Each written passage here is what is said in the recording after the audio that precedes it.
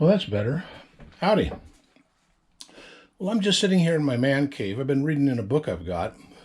I first read this book in PDF format, and then I contacted the author, a fellow by the name of Bin Shi, I think is how you say it.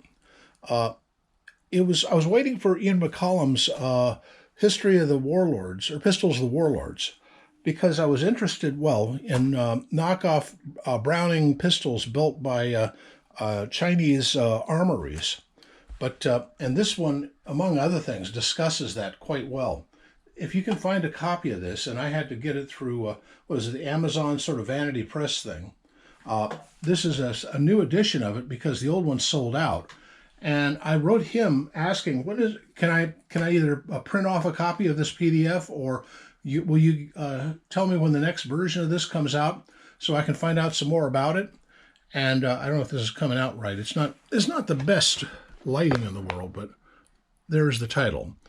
China's Small Arms of the Second Sino-Japanese War, 1937 to 1945, which is how China refers to World War II, the Second Sino-Japanese War. And it shows, I don't know what the heck, that's some kind of, it looks like some kind of European machine gun, Waterfeld. But it has a whole section on, on the various armories, and another section on Japanese rifles that were built in armories on mainland China. It's very interesting stuff. Well, anyway, if you're interested, I finally got a copy of Pistols of the Warlords. It's the purple one right over there. It's a really good book. Highly recommended if you're interested in that kind of obscurity. But just sitting back here in my man cave and looking around and thinking, what should I do a video on next? Because, I've done videos on just about every one of these guns. And as you can see, I've got quite a number of them. I hung my holsters over there just so I'd have a place to look at them, because some of those are kind of rare or interesting old surplus ones.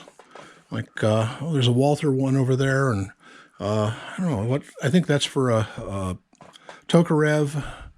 I think that one came with a unique, I forget, or maybe it was with an Ortgies, I don't remember. And then here's a Japanese clamshell.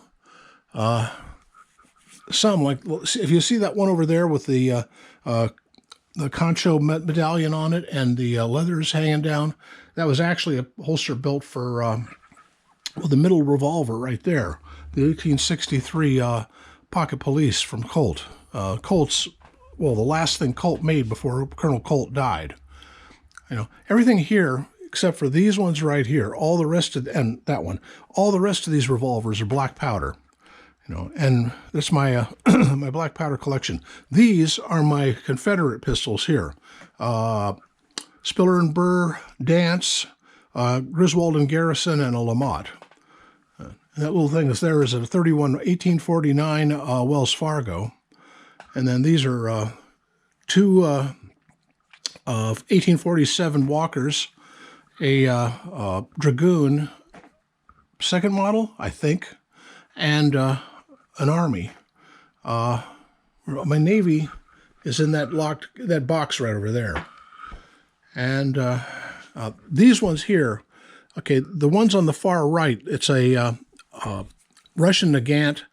That's an 1892 French service revolver, and the other two are single-action armies. First one's is a 22 modern thing, made in Florida. I forget the name of the company, but they have the ubiquitous safety on them. God, I hate those. The other one is a Army San Marcos single-action Army 1873 copy in 3220. It's a nice pistol. It's a really nice pistol. But on the theme of the book I showed, this rack here, except for the bottom one, those are all Arisakas. Top two are Model 99s. Top one's just a standard 99. The second one is a last ditch. The third one's a Model 38, or, I guess Model 38, or Year 38. And up on top, we've got black powder, a Sharps, an 1860 trapdoor, a Frank Wesson 32 rimfire, and a Brown Bess over here with a few other notable weird pistols there too. You know, oh, by the way, there's that El Cheapo knockoff samurai sword collection that I picked up at the auction. I moved some stuff around and made room for it there. You know, that's my collection here is constantly evolving, constantly changing, and constantly being moved around. Because, I mean, isn't that what collecting is all about? It's fun.